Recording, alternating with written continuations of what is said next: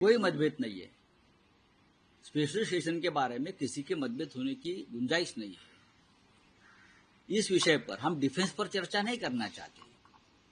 हम पहलगाम में जो हुआ है टेररिस्ट अटैक, उसके ऊपर चर्चा करना चाहते हैं। उसके बाद हिंदुस्तान ने जो एक्शन ली है, जो बहुत ही सीक्रेट है ऐसे लोग बोलते हैं, हम उसके ऊपर कहाँ बात करेंगे। इस देश पे निरपराध लोगों पर अटैक होता है, 26 महिलाओं का सिंदूर उजाड़ दिया जाता है। उसके ऊपर अगर हम स्पेशल सेशन की मांग करते हैं तो उसके ऊपर चर्चा होनी चाहिए।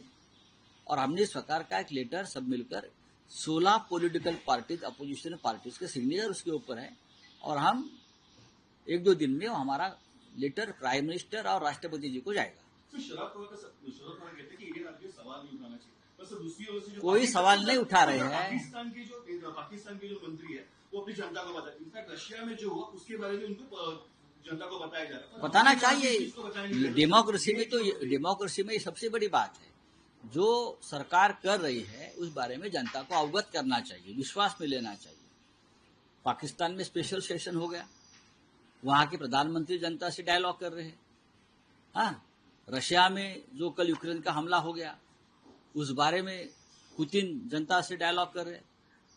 जेलेंस्की ने जो हमला किया, जेलेंस्की ने अपनी जनता को बताया क्या हो गया है। लेकिन एक देश है जो सबसे बड़ी डेमोक्रेसी मानते हैं, वहां सब कुछ छुपाया जाता है। Thank you. प्रधानमंत्री जी या उनकी कोर टीम को इससे आपत्ति क्या? पहले भी लिखा था हमने, अगर मैं अपने दल की बात करूं तो 28 अप्रैल को लिखा था, फिर अभी 2 दिन पहले भी लिखा, फिर एक साझा चिट्ठी जो इंडिया ब्लॉक की ओर से गई, 16 पार्टी है, 17वीं ने तय किया कि वो इंडिपेंडेंटली भी लिखेंगे। तो कुल मिलाकर के और आशय क्या है? देखिए, जब हम युद्ध जैसे हालात में होते हैं ना, मैंने पहले भी कहा था कि कोई मैं नहीं होता कि ये मेरी पार्टी है आपकी पार्टी। अगर कहीं कोई चूक होती है तो देश की चूक, उसकी भी ओनरशिप हम लेंगे, क्योंकि हमने सरकार और सेना के साथ हम खड़े हुए थे। तो और उसके हमारे पास एक रवायत है, एक परंपरा है। 62 में युद्ध के मध्य संसद बैठी थी, उन परिपाटी का परिपालन होना चाहिए। पाकिस्तान हमें घुटनों के बल लाना चाहता था 48 घंटे में, हमने 8 घंटे में नहीं, मेरा तो सीधे यहाँ तक आ गई कि बातचीत के लिए नहीं। देखिए, बिल्कुल सही कहा उन्होंने। जो भी बयान दिया अभी 3 दिन पहले सिंगापुर में जो था, एक इंटरव्यू में जो कहा, उसमें भी उनका बहुत संतुलित बयान था कि not concern about how many, why. और ये जो वाई है ना, ये देश का वाई है। ये क्यों देश की स्मृति में भी है। और अभी जब अगर पाकिस्तान ये सोच रहा था, 71 तो याद कर लेना चाहिए था ना, जब तक वो सोचे एक देश बन गया बांग्लादेश। मैं समझता हूं कुल मिलाकर के चिंता इन विषयों की नहीं है। चिंता है कि ये जो नए नवेले सरपंच स्वघोषित डोनाल्ड ट्रंप, वो जिस तरह की बयानबाजी कर रहे हैं, 13-14 बयान, उसका प्रतिकार कहां से आना चाहिए? डेलीगेशन के किसी मेंबर से नहीं, MEA के किसी ब्यूरोक्रेट से नहीं, it should come from the prime minister. और मेरी समझ में कतई नहीं आता कि देश देश होता है भाई, पार्टी अपनी जगह होती है, पार्टियां विलीन हो जाती हैं, देश बरकरार रहता है। उस संदर्भ में एक प्रतिकार की भाषा में व्यक्ति विशेष को, और इसलिए मैंने कहा था, हल्के में नहीं कहा था, कि सबसे खूबसूरत तिरंगा यात्रा तो वॉशिंगटन DC में निकालना चाहिए। प्रधानमंत्री जी के नेतृत्व में सारे दल, पूरी की पूरी संसद, to tell him that this is who we are. तंत्र लोकलाज से चलता है, लोकतंत्र लाठी तंत्र से नहीं चलता। भारतीय जनता पार्टी ने लोकतंत्र को लाठी तंत्र और बहुमत के अभिमान का तंत्र बना दिया है। क्या तो 1962 में एक अटल बिहारी वाजपेयी जी ने युद्ध के समय मांग करी थी कि साहब संसद का सत्र होना चाहिए। एक अटल बिहारी की मांग पर संसद का सत्र बुला लिया गया था। और यहां पर भारतीय जनता पार्टी की नरेंद्र मोदी सरकार 16 पार्टियां, सारे के सारे प्रतिपक्षी दल मांग कर रहे हैं और भारतीय जनता पार्टी संसद का सत्र नहीं बुला रही है। ये लोकतंत्र को अभिमान तंत्र से कुचलना चाहते हैं, लोकतंत्र को बदलना चाहते हैं। ये कहीं ना कहीं डिक्टेटोरियल एटीट्यूड अपनाना चाहते हैं। भारतीय जनता पार्टी का लोकतंत्र में कोई विश्वास नहीं है। अगर उनका लोकतंत्र में विश्वास होता तो अभी तक संसद का सत्र बुलाया जा चुका होता। भारतीय जनता पार्टी तो संविधान बदलना चाहती, पर जो आज का संविधान है उसके अनुसार कोई भी निर्वाचित सरकार भारत की संसद के प्रति उत्तरदायी होती है।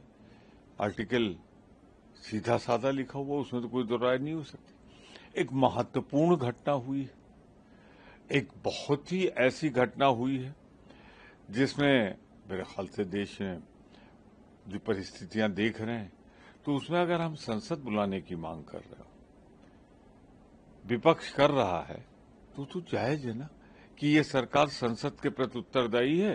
तो ये सारे सवाल, सरेंडर कैसे हुआ, पहलगाम में क्यों नहीं थी वहां पे सुरक्षा, फिर हमारे सीडीएस बाहर जाके बोलते हैं, क्या वो सच है? तो इसके लिए प्लेटफॉर्म कौन सा हो सकता है? भारत की संसद ना, जहां जवाबदेह है सरकार।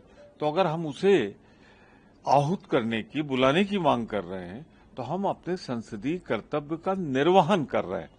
भाजपा भाग क्यों रही है, डर क्यों रही है, घबरा क्यों रही है कि सच्चाई सामने न आ जाए?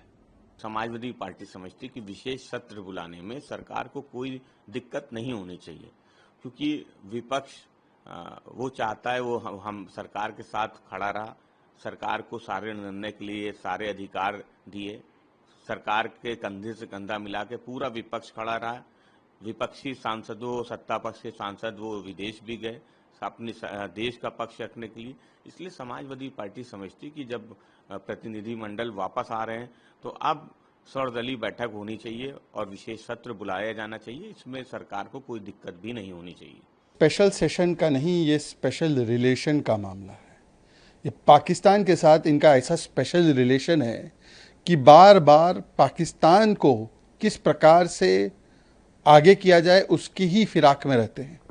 इस स्पेशल सेशन की मांग पहले शरद पवार जी को बताइए ना, क्यों नहीं आ रहे वो आपके साथ इस मांग में? और देखिए, इनके इंडिया अलायंस में 26 पार्टियां हैं, साइन किया है इनकी मांग को केवल 16 पार्टियों ने। जो सबसे नई पार्टी आम आदमी पार्टी भी साथ में नहीं, जो सबसे पुराने नेता शरद पवार भी साथ में नहीं। और स्पेशल सेशन की बात वो लोग कर रहे हैं जिन लोगों ने 1984 में सिख नरसंहार के बाद स्पेशल सेशन को मना किया, 2008 में 26/11 के बाद स्पेशल सेशन को मना किया, 1991 के इकोनॉमिक क्राइसिस के बाद स्पेशल सेशन को मना किया, इमरजेंसी पर अगर स्पेशल सेशन रखना हो तो उसको मना करते हैं और कहते हैं कि हमने 62 में करा दिया। 62 में फैक्ट है कि विंटर सेशन को एडवांस कर दिया गया था। तो इसीलिए इस स्पेशल सेशन का मामला नहीं है, ये कांग्रेस का पाकिस्तान के साथ स्पेशल रिलेशन का मामला है। मेरी जानकारी में 26 ये दल से जो इकट्ठे हुए थे, जो जिनसे इंडिया अलायंस बना था, अब 26 में से कुल 16 इकट्ठे हुए, तो ये अपने 26 दल ही इकट्ठे नहीं कर पा रहे, तो किस बात की बात करें? और फिर जो दल इकट्ठे होने, जरा दीपेंद्र हुड्डा जी से पूछें क्या उनकी पार्टी एक साथ है, एकजुट है सारे विषय पर? शशि थरूर जी, या मनीष तिवारी जी, या आनंद शर्मा जी, या सलमान खुर्शीद जी, जरा उनको भी ऑन बोर्ड ले लेना चाहिए कांग्रेस पार्टी को। इंडिया ब्लॉक के जो नेता इस तरह की बात कर रहे हैं, इनको सबको एक बार पाकिस्तान भेजते हैं और पाकिस्तान भेज करके वहां का संसद बुलवा करके इन लोगों को वहां से पता लगवाते हैं कि भारत ने क्या कार्रवाई किया। भारत में क्या पता चलेगा? भारत के संसद में अगर हम कुछ बोल भी देंगे तो जिसका मानसिकता ही नीच श्रेणी में जाता है, उसको बोलने से भी क्या फायदा? इसलिए कांग्रेसियों को पाकिस्तान का संसद बुला के पाकिस्तान के संसद में बैठाया जाए और वहां का जब संसद बोलेगा कि पाकिस्तान नेस्तनाबूद हो गया, तब इनको विश्वास होगा। इसलिए हमने अनुरोध किया है पाकिस्तान सरकार से कि आप अपना संसद बुलवाइए, हम सब यहां से कांग्रेसी को भेजेंगे और कांग्रेसी को संसद में आप कहीं बैठा दीजिए ऊपरों में और बताइए कि आपका बदहाल क्या हुआ इस एयर स्ट्राइक से, इस ऑपरेशन सिंदूर से।